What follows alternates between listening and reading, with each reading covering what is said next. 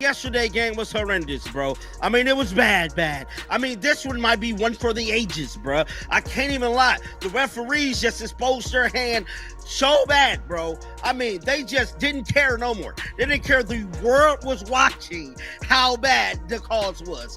They didn't care at all. They was going to get their issue off against the Fever no matter what. And I'm here to tell you, that's exactly what went down, bro. I mean, they got their issue off in a major way, bro. I mean, there was countless of times I could literally look at the screen and know that was a foul. What if I told you the real MVP of the WNBA isn't a player, but a referee with a personal vendetta and a whistle hotter than a jalapeno buckle up? Because we just uncovered footage so wild it makes reality TV look. Like church service, Caitlin Clark didn't just get fouled. She got straight up robbed, and the receipts are messier than a toddler's spaghetti night. You won't believe what this ref did.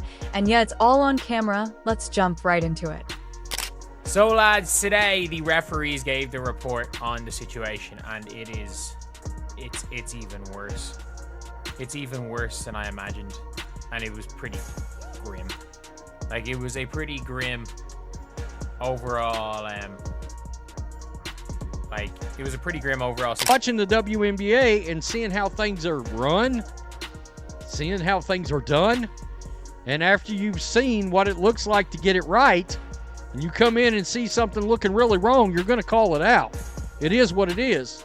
You're going to be critical of players. If they do something shady or classless, you're going to call that out. And the whistle blows again, not for a foul, not for a travel, but apparently for existing while being Caitlin Clark, because let's be honest, at this point, it's not basketball, it's a badly scripted soap opera, where the referees are moonlighting as cartoon villains somewhere between the missed calls, phantom fouls, and oops, I guess I didn't see that punch to the face. The WNBA referees have transformed from officials into chaos gremlins with whistles. I wanted to share with you guys an article that I found that honestly gives us so much insight into the WNBA referees, how they are hired, how much they make, and there's one section that really stood out to me, and they break down essentially why they are making the calls that they make, and they also talk about the influx of new fans flooding to the WNBA. They talk about Caitlin Clark a little bit. This article to me was really telling. It actually came out in January, but it was published by SB Nation, and it's entitled How WNBA Referees Are Scouted, Trained, and Held Accountable. The audience isn't confused anymore, they're exhausted. This isn't suspense, it's sabotage in slow motion. Crooked referees aren't just ruining games, they're actively draining joy from a league that's supposed to be growing fans tune in hoping for competitive action, not referee-led improv. Theater, it's like watching a cooking show where the judges randomly unplug the oven mid-bake and blame the contestant, and Caitlin Clark, she's the contestant getting sabotaged, smiling politely while her 3-tier cake melts into floor soup. I mean, you would think with what they say coming into the season, Kathy was made it her business to let them know that, referees is going to be getting assessed for this next season to make sure they're making the right, proper calls. Man, at this point, we need NBA refs all the time, bro. I don't want these YMCA, junior league, high school ass referees, bro. We need real life refs because as of right now, they're costing the Indiana Fever major games that they definitely need to win. Let's be real, Caitlin looks tired and not in the played 40 minutes, dropped 30 points kind of way. No, this is that existential exhaustion that only comes from realizing you could drop 60 and someone would still call a charge. Because you blinked too hard. This woman is carrying a franchise, a league, and half of women's basketball fandom on her back, and the refs are out here making sure her shoelaces are tied together during every possession. You remember how last year started? You remember the lopsided officiating that we got last year? The All-Star break comes around, the Olympic break rolls around, and then what did we hear from Lynn Dunn?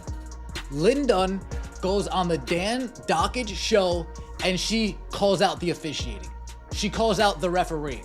She calls out the WNBA. The lopsidedness that is being shown not in favor of the Indiana Fever.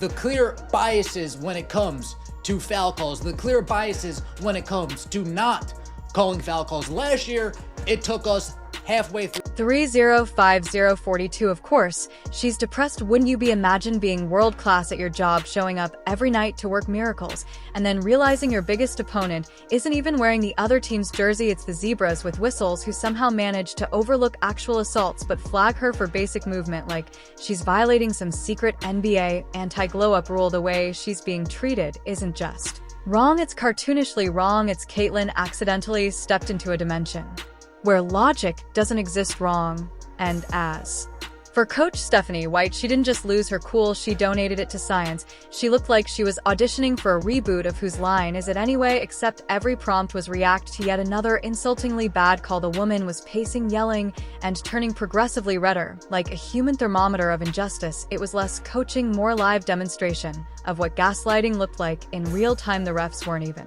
pretending to be fair, they were just out there freestyling their own rules like it was jazz night at the officiating club.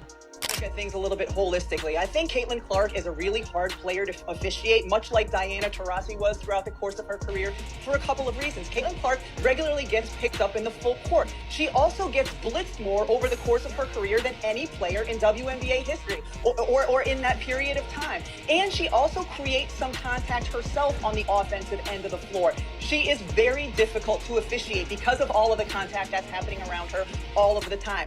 That being said, I was in contact with a number of WNBA coaches yesterday about this topic of the officiating in the WNBA, and all of them said it needs... There's no other way to say it. Caitlyn Clark is being treated like she committed a crime against basketball when all she did was make it popular again. The WNBA wanted visibility. Great, congrats, you've got it. And now the referees are squinting into the spotlight like vampires caught in the sun, panicking under the weight of actual attention. They didn't expect fans, they didn't expect replays, and they certainly didn't expect anyone to start asking questions now. Every bad call is a meme in 5 seconds. Flat, and Twitter's got slow-mo breakdowns of every flop, denial, and logic defying whistle, and somehow it just keeps escalating. Caitlyn goes for a fast break, bam, whistle.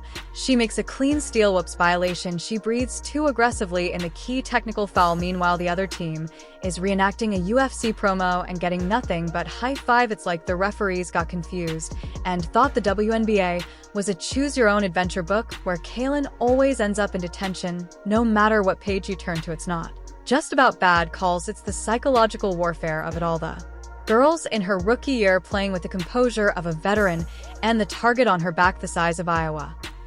By sharing that the officiating in the WNBA became as hot button of an issue as any. Heated debates surrounding the league's physicality dominated the headlines, particularly when Indiana Fever star rookie Caitlin Clark was subject to several intentional fouls. Now, they also brought up Game 5 of the WNBA Finals. We actually made a whole video about that as well because there were some suspect calls at the end of that game, and a lot of people felt like the WNBA Finals were actually every time she gets up, someone's there to push her back down, sometimes literally. Meanwhile, Coach White's sideline performances are becoming more legendary than the games themselves. She's basically become the unofficial voice of reason. If reason came with red-faced yelling and clipboard throwing intensity, you can practically hear her inner monologue screaming, "Are you serious?"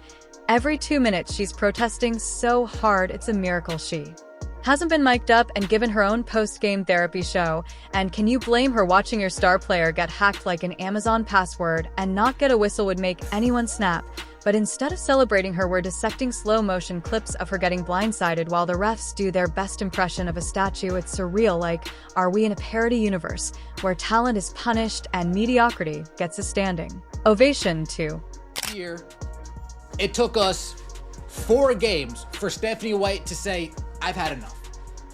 It's taken 4 games for Stephanie White to say, "You know what? I've had absolute enough." Game 1, okay. Game 2, okay. Game 3, all right. But today was the last straw when it came for Stephanie White. The New York Liberty get to the free throw line 32 times. The Indiana Fever this season have a discrepancy minus 31 when it comes to free throws. That doesn't seem right. Because that's how it feels. Fans are noticing, the stands are louder, the boos are longer, and the internet is absolutely foaming at the mouth with receipts. No one's buying the just part of the game excuse anymore. If anything, the game looks rigged by a group of interns on a caffeine bender who think consistency is optional.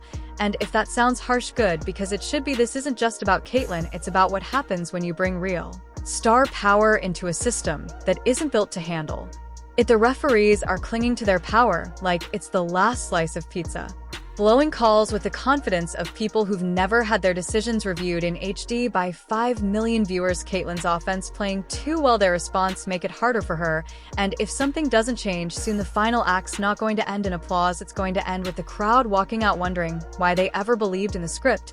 And just when you thought the refereeing couldn't possibly get any more bonkers, bam, they cranked the circus dial straight to 11. These refs weren't just bad, they were Olympic level bad. Like, did you borrow your rule book from a coloring book bad?